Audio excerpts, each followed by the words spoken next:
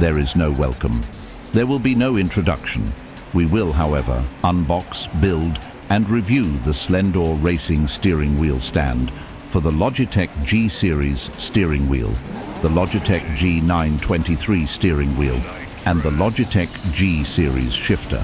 With that said, let's get into it. I'm not sure where to start, so I believe I'd like to give you some background. I'm sure you can tell by the content I make that I enjoy arcades, emulation, and the preservation of retro digital content. I also love the idea of the home arcade. However, like many of you, I'm not made of money and space is limited. I wanted to have a setup that I could use in videos to demo arcades and emulators. That was flexible, possible for most people to replicate at home, and something that most home arcade enthusiasts could afford. I happen to have two arcade one-up racing cabs. One is an Outrun, and the second is a Ridge Racer. I modified my Outrun with a PC, but sadly the PC died, leading to a delay in the project. The Ridge Racer cab I got a great deal on at about $75, but it never ran, is sitting at my office, and needs to be repaired. I should be using one of these two cabs, but I feel as if those options limit me, and the G923 setup gives me more access to more arcades and more flexibility.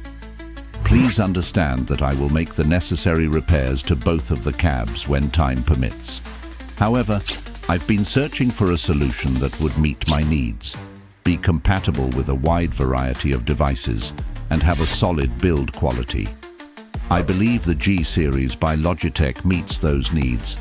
I also feel it's important to point out that Logitech did not sponsor this video, and at the time of making this video, I was not affiliated with Logitech in any way. All the opinions you hear in this video are mine. No one is paying me to make this video, and I paid for all of this with my own pocket money. I do, however, have affiliate links in the description for each of these items for your convenience. If you'd like to follow along at home and support the channel, please use the links. It will cost you nothing extra, and this channel will get a small commission, so we both win. I'd like to point out that the stand is not a Logitech product, but it seems as though it was made to work with the G Series line of products. Reviews for the stand varied widely, with some expressing dissatisfaction with the product, stating that the unit wasn't stable, and others highlighting its good value for the money spent. In my case, I'd say both are accurate depictions from a certain point of view. I got my stand on sale, and it was under $70. I feel like that was a good value, and as far as being stable, the unit does have a small wobble. Personally, I'm not a competitive gamer, and this wobble isn't something that keeps me from enjoying my gameplay. You may feel different. Before we delve into the stability of the stand, let's first discuss its arrival. The box itself is very low quality, and the internal packaging basically follows the same standards. Inside, we find cheap styrofoam that's disintegrated to a point where it's only taking up space in the box and not really protecting the stand or any of the stand's hardware. Speaking of the stand's hardware, almost all of it had fallen out of any of the cheap plastic bags that were inside. If you get this stand, I do recommend checking every inch of the box, all the parts inside your unit, all the bags that are in your shipment, and any areas around you when you're unboxing. The unit I ordered looked as if someone just threw all the parts in real fast, taped it up, and sent it out the door. When removing my hardware, I found parts everywhere. There are a few times during this process that I assumed I was going to be lacking essential items needed for this build and video. However, most everything I needed was there, and the only items that the manual reported that I should have, but did not have, were what I believed to be 4 or 5 Velcro straps for cabling. I say believed to be, as there is only an image of these items, and there are no directions or descriptions for them. I would recommend that you be ready to head to the hardware store for any item that didn't ship or was lost in transit. The manual has what I'm guessing should be directions, but are really just very small, poor resolution images with a little cryptic passage written under them, like "Fix H in the upper screw hole." This is, in fact, just as was reported in all the reviews I found mentioning anything about the manuals. Basically, they are lacking in many ways. I was able to use the poor images in the manual to match the hardware I had, and I'd recommend that as soon as you have all your hardware out of the box, you verify that everything is there as reported in the manual's parts page image. I have to admit there were a few times in this unboxing that I questioned my purchasing judgment. This may be the worst purchase of my entire life. Yeah. After desperately verifying that I'll not need to run to the hardware store to replace missing screws or nuts, we can start reviewing the manual and begin building our stand. In step 1, we're informed that we'll need to install the bottom adjustable screws, and they are identified as Part J. And we're further told that we'll need to install them in the 4 screw holes at the bottom of the support, known as Part A. We're also shown a part listed as L, and we're told that they will need to be inserted into the legs of Part A. When I first reviewed all of my parts, I thought that Part L was missing, but it was already installed on my unit. I found this to be a bit curious and found myself asking why. Why did my manual tell me to look for and install Part L, only for me to find it installed? Was there a liability to having the end user install this small part? Do they just wish to spread the seeds of confusion? I don't believe the answer to those questions is really important for this build, and it's almost certain that we'll never get an answer to it. With that in mind, let's move to step 2. Here we're told to install the arms, listed as Part B, into the support known as Part A.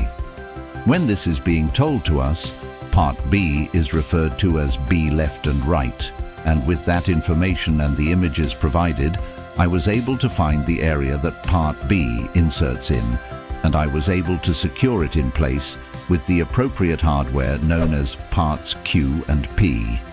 Step 2 also informs us that we'll need to use Part H in the upper screw hole of Part B. Doing so will lock Part B in place after you've adjusted it to the angle that you prefer. Part H can be used to adjust Part B. However, it does take a minute to do, and you must do both sides at the same time. I also believe that this unit can fold up using Part H as a release and way to refasten when reset. This would help to save space, but it will be a pain in the ass to do so. Step 3 is installing Part C, the right and left retractable arms. However, before we add our retractable arms, we must add the rubber stopper listed as Part K over top of the insertion point on Part B. Both Part K and B should fit together so that Part K is protecting Part B from anything being inserted inside of it. This is important as we're going to insert Part C through Part K and inside of Part B. This rubber stopper will offer Part B and C a small level of protection from any friction or damage made from metal-on-metal contact. Step 4 is adding the steering wheel panel, known as Part F. Part F is easy to install and requires parts N and P. Parts N and P are screws and nuts, and you'll be needing 4 of each. When adding my wheel panel, I did need to spread both Part C so I could fit the panel, or Part F, in place. Although it wasn't a significant issue, it did highlight the imperfections in the frame's angles. Again, it's good to keep in mind that this stand was under $70 when I made my purchase, and honestly, at this point in the build, I'm starting to feel better about this poor financial decision when making my stand selection. Yes, there is a small wobble from left to right when using the unit, and you may be missing hardware. However, if you can get over that, then this unit may be for you. I feel that the description in the reviews I read when referring to stability may have been a bit overreaching. The closer we get to the end of this build, the better the unit feels. When I'm done fitting part F in place, I'll add parts N and P and adjust the wheel panel as I feel it should be. The wheel panel does have room for adjustment. The driver side anchor points have a small amount of room for adjustments and are using the far anchor point as a pivot. This gives us some small play in the wheel panel's angle. Step 5. Our final step in building the stand is to add the shifter bracket. We aren't really given much as for directions from our manual. At this point we have images. There is no identifying the needed parts as Part D and E within this step's verbiage at all.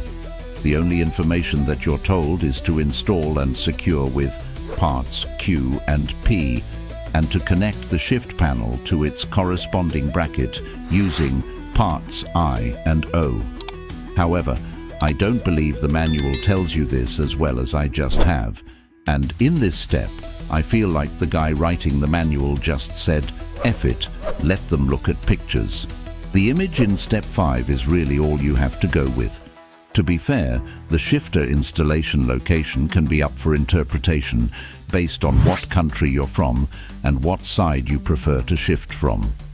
Maybe the guy writing the manual was simply unsure of how to express the location duality for the shifter's bracket and panel. For my racing gear, I'd like to have the wheel, shifter and pedals secured directly to the stand, and I was happy to see that the stand does come with extra mounting hardware in the form of the correct screws, sized correctly, and ready to be used with my G Series peripherals for mounting directly to my new arcade-style driving stand. This convenient mounting hardware was once again something that made me happy with my poor financial behavior. Now, please ask me if the manual had any information about mounting anything at all to this stand. Of course, if you asked me that question, the answer would be no. There is zero information on mounting anything at all. Basically, once the stand is together and we start mounting our pedals, we're on our own, making everything up as we go. For me, that's not a big deal. I kind of like the adventure of making crap up. When mounting my pedals, what I found to work is to align the screw holes at the bottom of the pedal's base with the screw holes in the bottom of Part A. I was able to find 4 points between Part A and our pedal base that matched and offered me the ability to make adjustments to the pedals via the anchor points. The wheel only has 2 anchor points, and I was a bit skeptical at how well these 2 points would secure my wheel, but after demoing a few cabs to test everything out, I can say that these 2 anchor points seem to have the ability to hold the wheel in place with enough stability to feel natural when in use. Again, this made me feel good about my purchase. I do want to note that the steering wheel and shifter both have built-in anchor points that you can use to anchor the G Series units at a desk. In each case, I will be attaching directly and not using the built-in options as primary attaching points. However, after the units are attached via hardware, I will be closing the built-in anchors to keep them out of the way. Because of the location of the shifter's built-in anchors, those anchors will be acting as secondary anchors, and the steering wheels will simply be secured in the closed position, and they will not be attached to anything in this configuration. The shifter took me a minute to get correct, as my eyes aren't what they once were, and I seem to need more light than I did in my younger years. The shifter only has 2 anchor points that are attached directly to the stand. They do not allow for any adjustments, and even though you can't tell by watching me, they aren't as hard to get to as my old eyes make it look.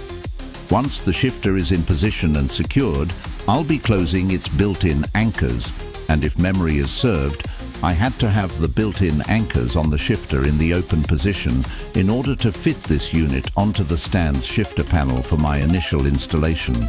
After all of the major hardware is installed, I'll do a few small adjustments to these 3 major components, making sure all is locked in and in the general position that I believe it will need to be for arcade demos.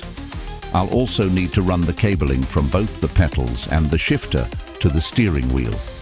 This would be where those missing strips of Velcro would come in handy, but sadly, they're long gone, with no real evidence that they really existed. other than our low-resolution image. I was also kind of hoping for some kind of wire path that would help keep the cables out of the way and offer some protection. However, that doesn't seem to be an option with the stand I picked.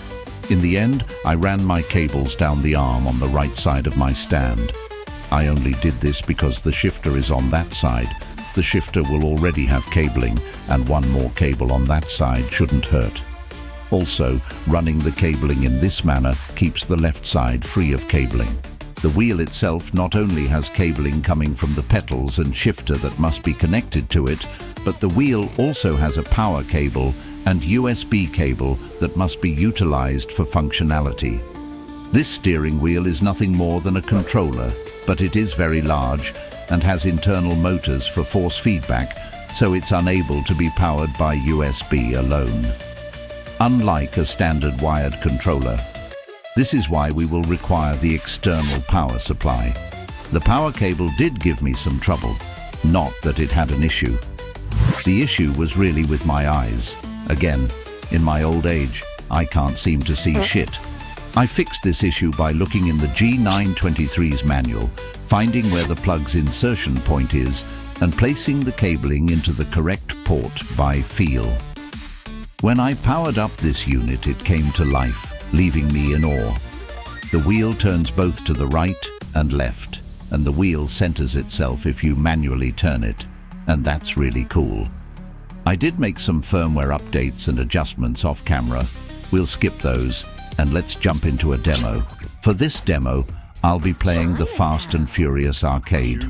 For those of you that don't know, the popular Fast and Furious movie franchise served as inspiration for Raw Thrills' high-octane racing game, the Fast and Furious arcade.